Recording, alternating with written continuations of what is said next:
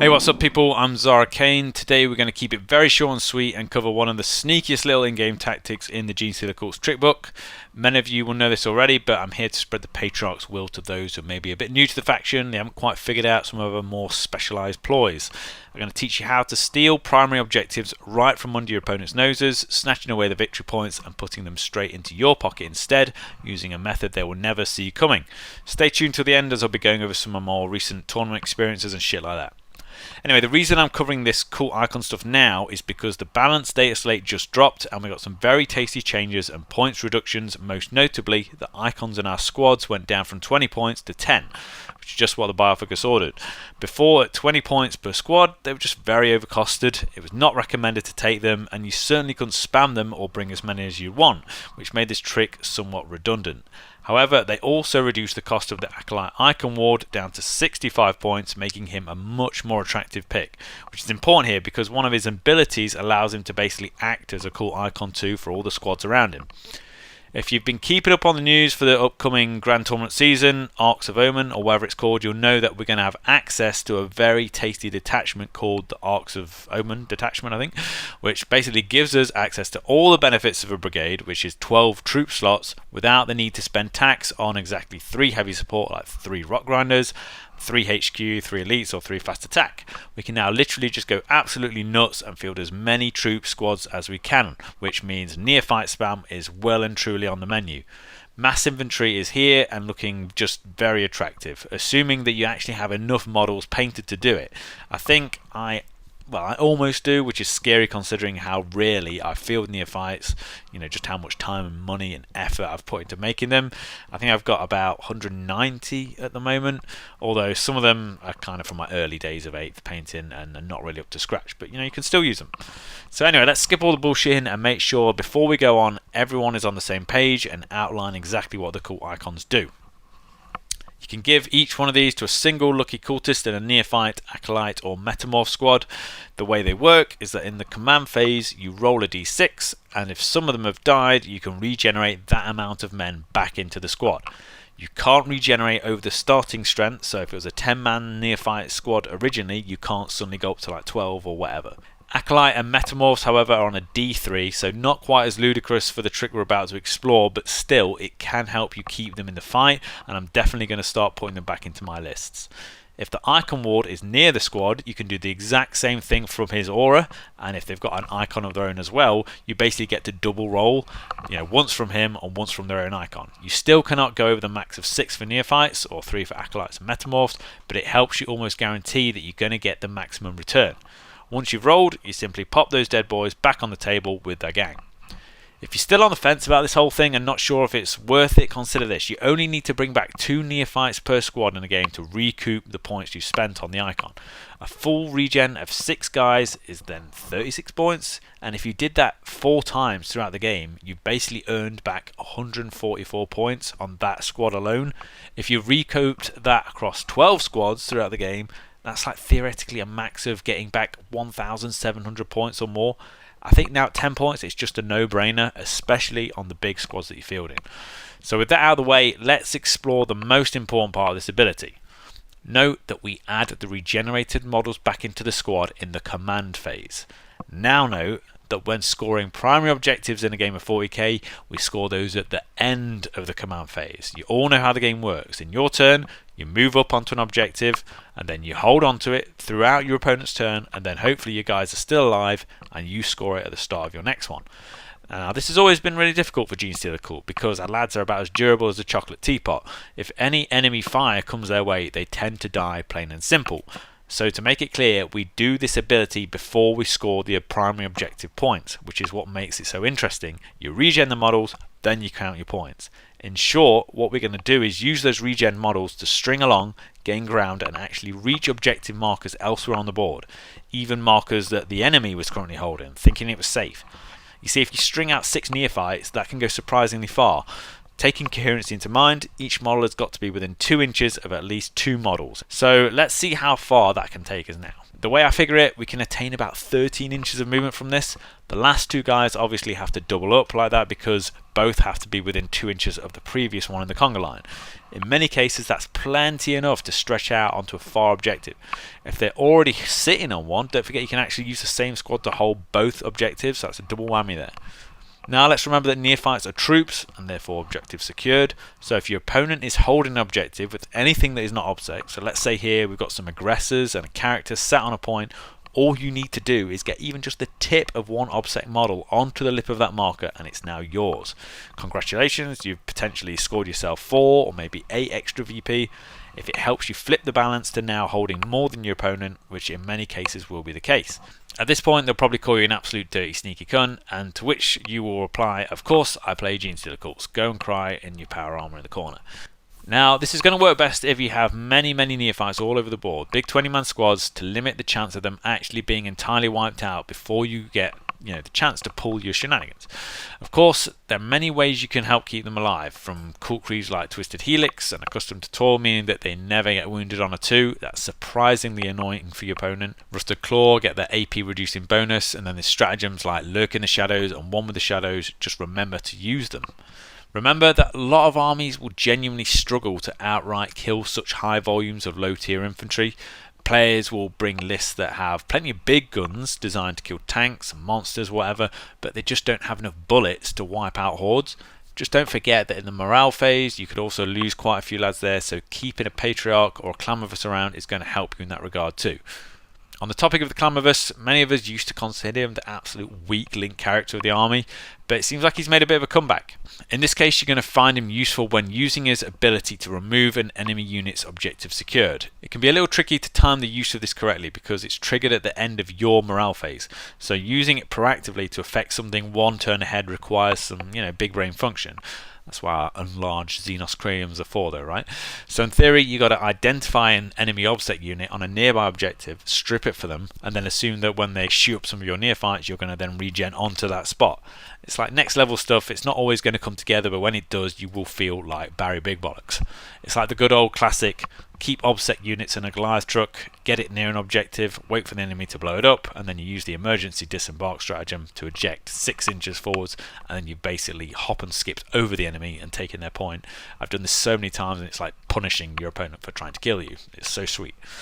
So also with the Icon Ward, I'm guessing you want to keep him pretty central and absolutely surrounded by as many big neophyte squads as possible to maximise his regen aura.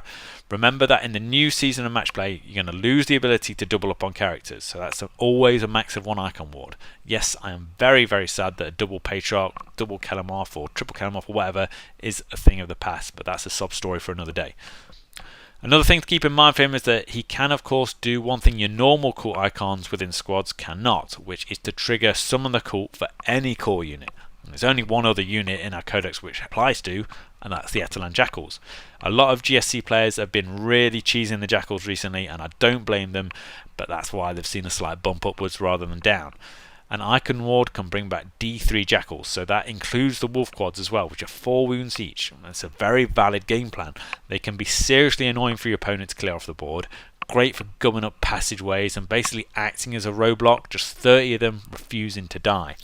If you consider the distance you can gain with 3 Jackals or Quads when respawning like with the Neophytes, again you can probably string out to around 13 inches unless there's more than 6 models in the squad, in which case you have to keep coherency in mind for the end ones.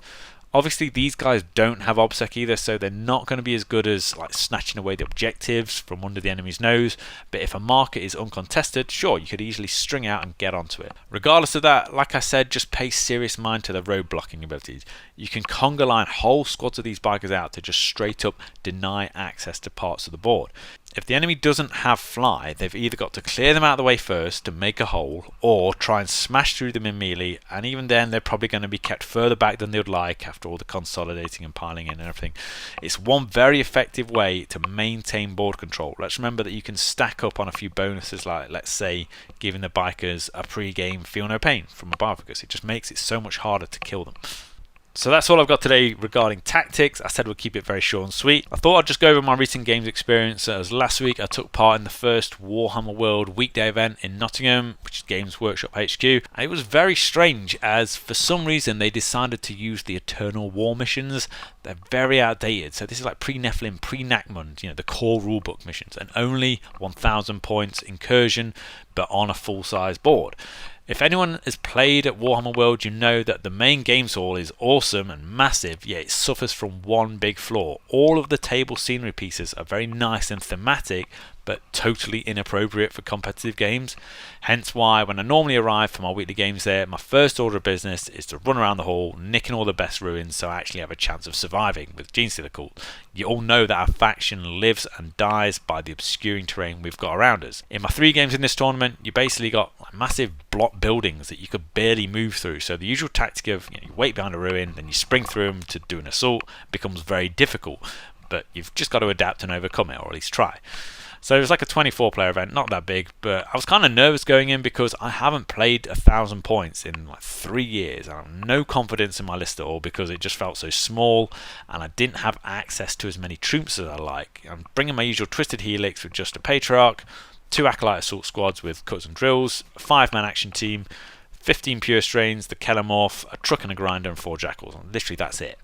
However, my first game comes round against Death Schools and I realise I needn't have worried. The mission was Ransack, and straight away I saw that it's only got 18 inches of no man's land, between you and the other player at the start, rather than the standard 24. So what ensued was not even fair. I had to apologise to my opponent throughout, which didn't amount to much because he was basically dead in one turn. My entire army managed to traverse no man's land in one go using scout moves on the Jackals.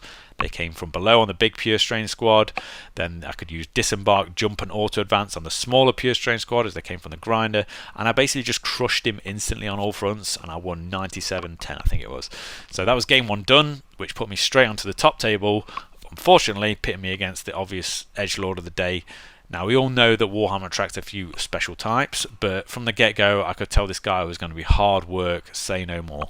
His Necron list was basically just a Silent King and a handful of other units, and it had the usual pre-game move and offset combo. So he instantly came towards me, making it nice and easy because I just went first, and straight away I just closed that gap and I'm all over him like a powerful moss.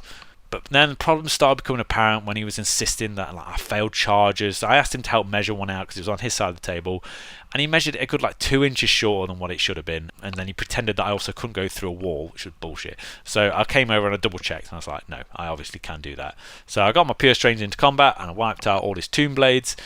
After arguing that, my intention was to use the classic Return to the Shadows trick, having kept 6 inches away from the Silent King, who was lurking a bit behind there. However, it turns out I'd mismeasured by, let's say, half an inch, if that, during my pile-in, because I was just trying to play really quickly and get my shit done. Each game was only 90 minutes. Unlike most decent human beings, you'd go, oh, that's okay, mate, you did declare that you were trying to, do that was your intention, you go ahead. He instead insisted that it was not okay and that my Pure Strains were therefore stuck.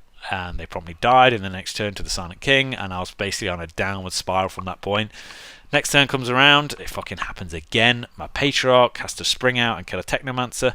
I declare to him that, I'm 6 inches away from the Silent King to make sure, this time I double check. And then I pop the stratagem, and it turns out we realise I'm just under a fraction of an inch within 6 of a fucking Canoptic spider thing in the other direction. I could have easily consolidated away from it, but he kept quiet about it and then, sprung out and insisted on catching me out again. So the Patriarch is stuck. He dies to the Silent King, so I don't want to be the person who says, I'm going to get away with it. So I lose the game, 70-50 or something like that, and I go into game 3 with a very sour taste in my mouth. And what annoys me more was that he kept approaching me after that, trying to repeatedly shake my hand again and again and be all matey with a stupid fucking grin on his face, like he was trying to rub it in. I couldn't find enough excuses to stay away from this stinking oddball. If it hadn't been for those 2 things, I probably would have snatched it easy and gone first place, but whatever. Last game was in the bag before we started. I saw Imperial Knights across the table, and I knew unless I fucked up, I'd won it. It was 4 Armiger Warglaives and a Knight, whatever they're called, a big one. But it just came steaming towards me.